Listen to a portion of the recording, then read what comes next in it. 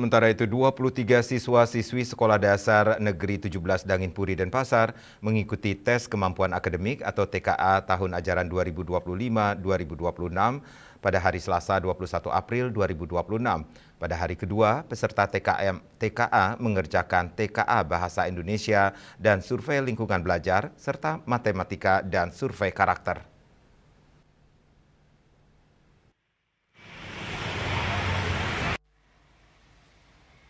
Dari hasil pantauan tim liputan Bali TV, hari kedua pelaksanaan TKA di SD Negeri 17 Danginpuri, Denpasar berjalan lancar.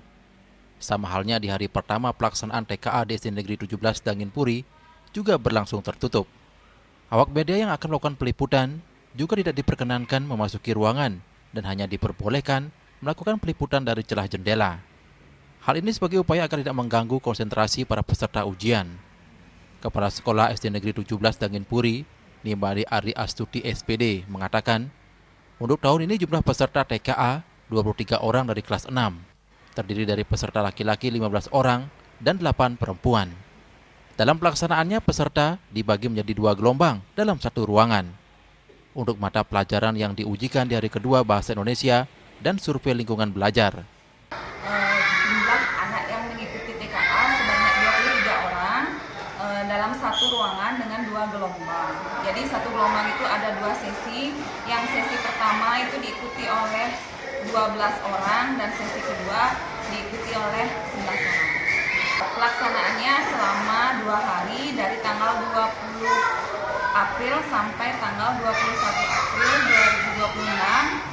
Mata pelajaran yang diujikan adalah matematika, kemarin sudah berlangsung, dan hari ini juga bahasa Indonesia masih dalam pengerjaan siswa mengerjakan kursus TKA. Lebih lanjut, Ari Astuti berharap anak didiknya dapat mengerjakan soal dengan maksimal dan nantinya memperoleh nilai yang baik, dan nantinya bisa digunakan sebagai rujukan atau syarat pendukung mencari sekolah ke tingkat yang lebih tinggi atau SMP.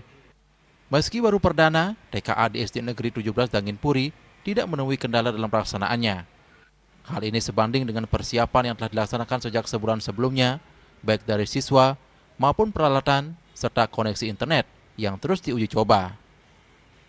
Harapannya ke depan tentu memperoleh hasil yang maksimal, anak-anak bisa mengerjakan soal dengan baik dan memperoleh hasil yang baik juga, karena ke depannya anak-anak dapat menggunakan hasil TKA ini untuk mencari sekolah yang diinginkan, ke SMP yang dia inginkan, seperti menggunakan jalur prestasi. Nantinya nilai TKA ini diharapkan mampu membawa anak-anak ke sekolah yang mereka inginkan nantinya.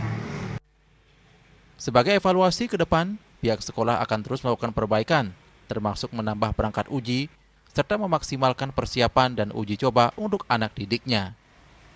Ari Wiratmaja, Bali TV.